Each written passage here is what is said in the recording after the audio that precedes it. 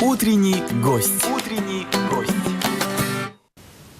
Бодрого утра, отличного настроения желает вам национальная телерадиокомпания. Это «Будильники» шоу. Мы продолжаем прямой эфир. Здесь на телевидении, друзья. Ну и, конечно же, приветствуем всех, кто только что включил родную волну 103 FM, друзья, Таван Радио. Говорим о куклах, и я с удовольствием хочу представить нашего замечательного гостя. У нас сегодня актриса Ольга Тарасова, актриса Чувашского государственного театра кукол здесь. Доброе утро, Ольга. Доброе утро, Анна. Доброе утро, Максим. Доброе утро, уважаемые телезрители. А, Оля, вы вот в таком замечательном амплуа, у вас здесь есть даже подопечная. Мне хочется сказать Оксана. Оксана? Да, вы угадали. Я сегодня не одна. Я сегодня у вас в студии вместе со своими друзьями. Это у меня вот прекрасная Оксаночка. Мы сегодня с ней будем Здравствуйте. Здорово. Вот. Слушайте, вы такие одинаковые. Это куклу с вас писали или вы под куклу подстроились? Ну, так и должно быть. У нас идет спектакль «Ночь перед Рождеством» по пьесе Николая Васильевича Гоголя. И вот я там исполняю роль Оксаны. И, конечно же, у меня вот такая вот кукла. Я выхожу и в живом плане, и получается игра с куклой. Для того, чтобы сильно не отличались актер от куклы, делают у нас такие вот костюмы.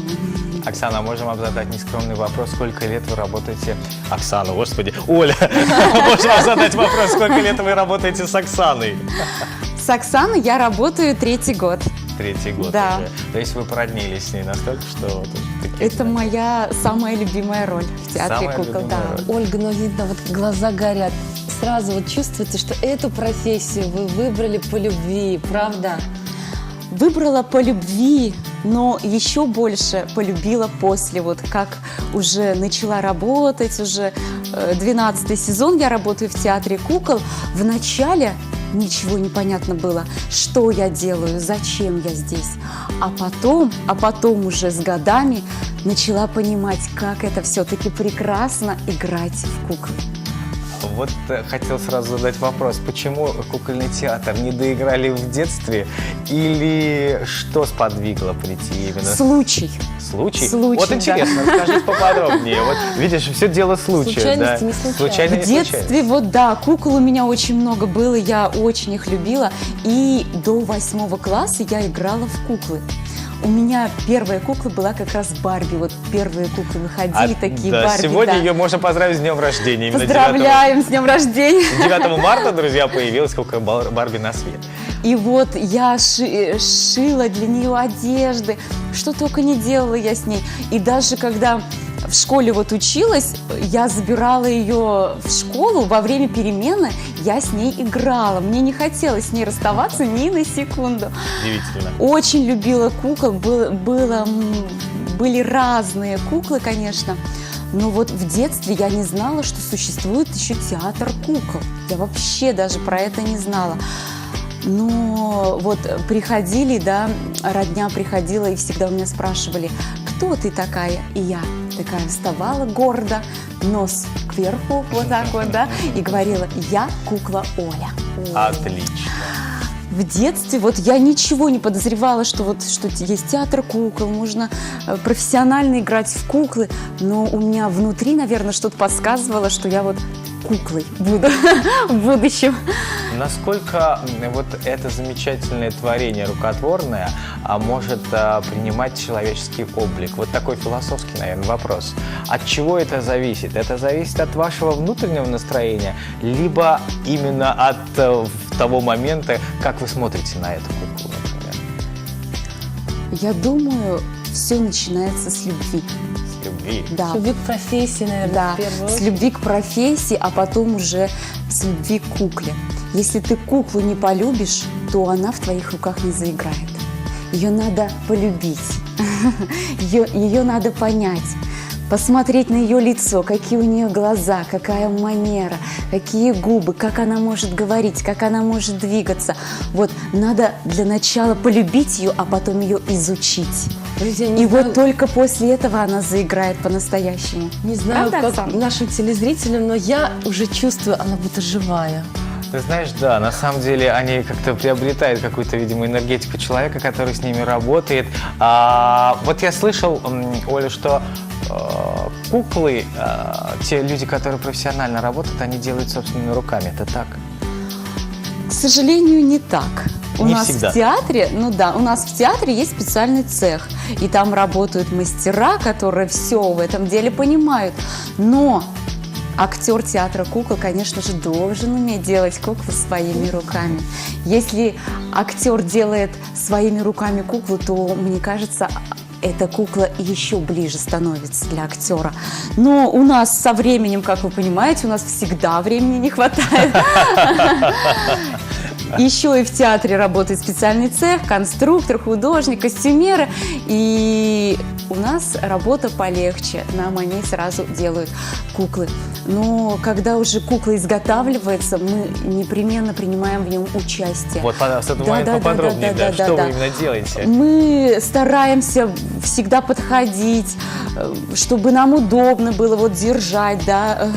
У Вот всех хотел же спросить, размер да. руки по-разному, да, поэтому подходим по размеру своей руки, вот как-то вот как себе удобно, вот так вот, и как бы стараемся И вот подсказывать. разные разновидности кукол ведь бывают. Вот это одного вида. Вот что как Оксаночка называется? у меня да? планшетная кукла, с ней играю я на столе, но в спектакле у нас там как бы подоконник, вот на подоконнике она у меня работает, а когда подоконника нет, мы подставляем руку, и как бы вот на руке она тоже работает. Оля, Вот так Оксаночка, вот. можешь нам какой-нибудь монолог из вашего спектакля сейчас изобразить? Да, конечно же, сейчас. И что людям вздумалось расславлять, будто я хороша. Лгут люди, и я совсем не хороша. Разве что брови, да очи мои так хороши, что равных им нет уж на свете. Ой, что хорошего в этом вздернутом кверху носе, и в щеках, и в губах. Ой, будто хороши мои длинные косы. Да их же можно испугаться ночью. Они, как черные змеи, обвелись и перевелись вокруг моей головы. Теперь я вижу, что я совсем не хороша. Ну вот, как-то вот Браво, так. браво, браво. Оль, вы знаете, Ну, я волнуюсь, конечно же. В зато не спектакле волнуйтесь. это все по-другому. Оксана не волнуется. Зато Оксана не волнуется. И вы знаете, я не знаю уж, насколько это вас обидит или наоборот обрадует, но я, смотря на персонаж именно куклы Оксаны, я совершенно поймал себя на мысли, что актера, ну, как бы вот не обращаешь внимания на актера. Ты вживаешься именно в образ этой куклы, и кажется, что именно она живая, а не человек, который держит эту Вот куклу. это и должно быть, Максим, да. Когда мы работаем в живом плане, вот, да, ну, в живом плане имеется в виду с куклой, в живом плане, вот, как я сейчас стою тут, да, перед вами, то нужно вот максимально вот почувствовать эту куклу и через куклу все передать, вот эти все эмоции, радости, там, Оля, грусти, хочу отметить, всё. что за 3 года вам удалось породниться, потому что на самом деле именно вгрызается у нас персонаж. Друзья, я надеюсь, что вам тоже понравилась Оксана. Оля обязательно расскажет и о других персонажах, которые она показывает, с которыми она пришла. У нас есть еще ее друзья, но это будет совсем скоро, после небольшой музыкальной паузы. Оставайтесь вместе с нами.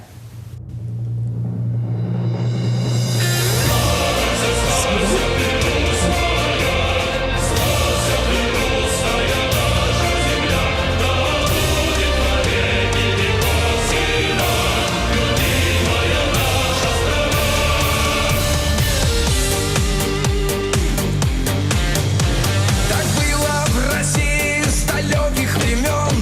Чем выше давление, тем крепче ритм.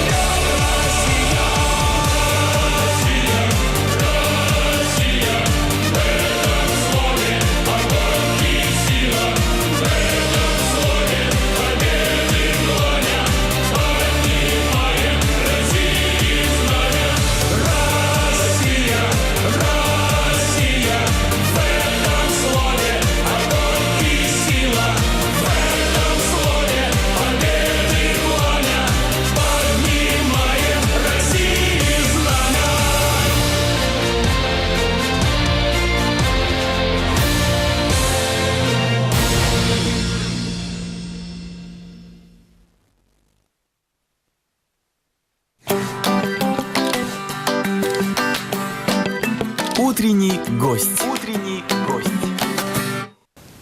Это «Будильники шоу». Мы продолжаем прямой эфир и продолжаем общаться с Ольгой Тарасовой, актрисой Чувашского государственного театра кукол. Еще раз доброе утро. Доброе утро. Ольга, ну, с Оксаночкой мы уже познакомились, с планшетной куклой. Да, Оксана была планшетная кукла. Но в этом же спектакле у нас участвуют и подружки Оксаны. Это перчаточные куклы. Друзья, сейчас внимание. Да, сейчас будет фокус, все готовы. Фокус, друзья, готовы? Поехали! Здравствуйте. Здравствуйте. Ну вот, это подружки Оксаны. Они перчаточные куклы. Вот такой вот фокус тут, да, интересно придумал художник. Это как бы платочек такой надевается на себя, накидывается, и появляются неожиданно вот эти вот перчаточные куклы. Ольга, они устают руки. Вот 1,5 часа, 2, сколько идет спектакль, держать, или есть какие-то перерывы, или временные какие-то рамки? Просто во время спектакля этого не чувствуешь. А потом уже, когда заканчивается спектакль, уже есть немножко усталость в руках, да. Когда играешь, получаешь огромное удовольствие, поэтому не чувствуешь, как устают даже руки. У вас, наверное, руки накачанные. Ну, есть немножко, да. Есть, особенно правая рука. Я иду в театр кукол. Да, смотреть. Смотрите, качать руки. Качать руки, будешь стоять. Это руки вверх, мне кажется, у тебя получится. Анна, Максим, также уважаемые телезрители, я, как уже говорила, пришла со своими друзьями, поэтому их сегодня у меня много. Есть еще одна кукла у меня, тростевая кукла из спектакля «Муха-цокотуха». Вот сама муха прилетела к вам. Вот такая она у нас. Какая у вас Тростевая. модная муха. Ольга, а можно попробовать? Конечно же, можно. Прям вот так вот с тут вот места? гапит, да. Гапит? Да, гапит. Основа гапит у нее. И на гапите все держится. Голова, Давай, костюм. Муха-муха, цокотуха, Подожди. позолоченное Да, брюхо. смотри. Муха по полю пошла, муха Денежку нашла. Подождите, пошла муха на базар. и купила Самовар. Вот Слышите? такая вот муха у нас. Да. Она очень такая добродушная, ну такая роскошная Поздороваемся. дама. О, привет, привет. Привет, привет. И голова у нее двигается вверх-вниз по сторонам. Вы знаете, друзья, на самом деле здесь должна так работать мелкая моторика. И у вас, мне кажется, вы можете делать не 2-3 дела одновременно в обычной жизни, а все 15. Ну, как уж там получается. Потому Ну да, что- стараемся. Потому что я сейчас держу вот для того, чтобы правая и левая ручки ушли в разные стороны. Это надо, чтобы мозг очень сильно постарался.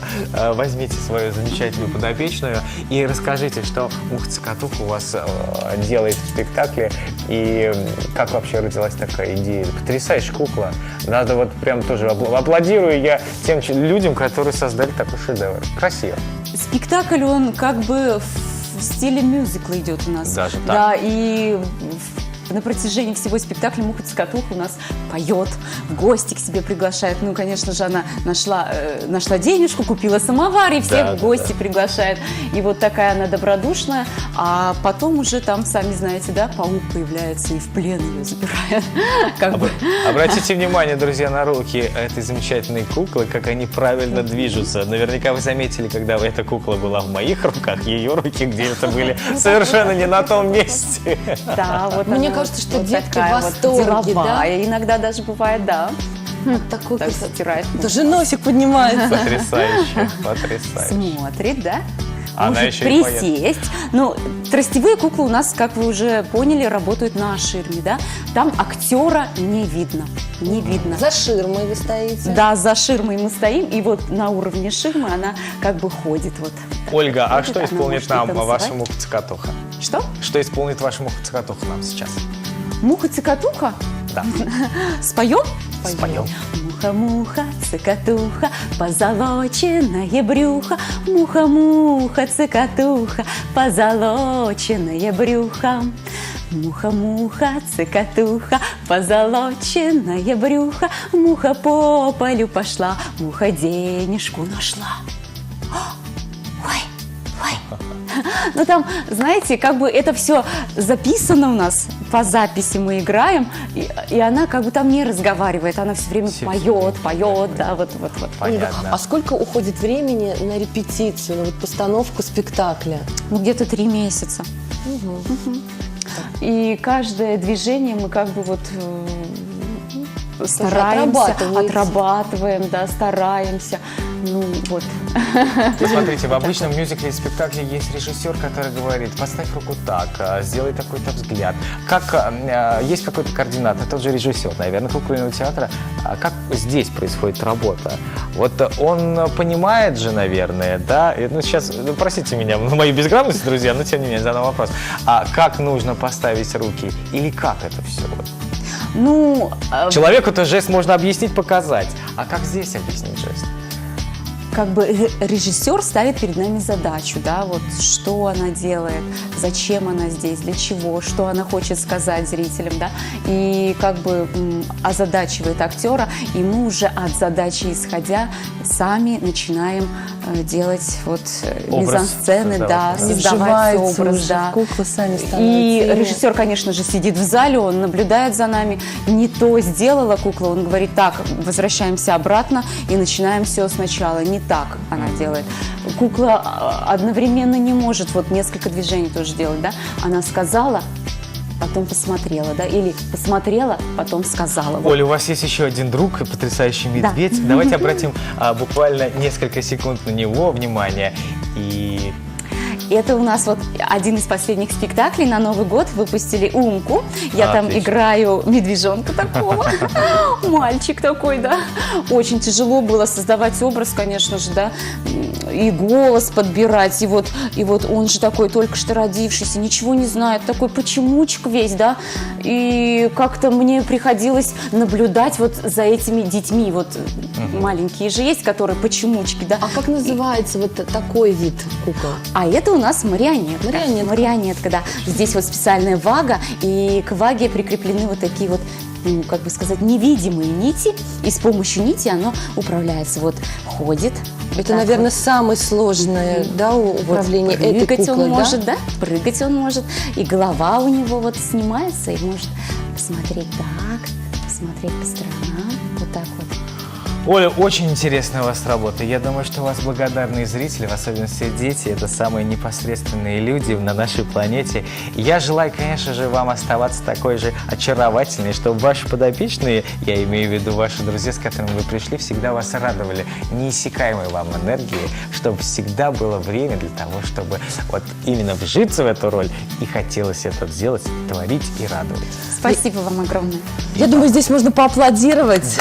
Ольга Тарасова, актриса Чувашского государственного театра кукол у нас в гостях была. Спасибо за это утро. Спасибо вам, дорогие Анна и Максим. Спасибо вам, уважаемые телезрители. Будьте всегда с нами.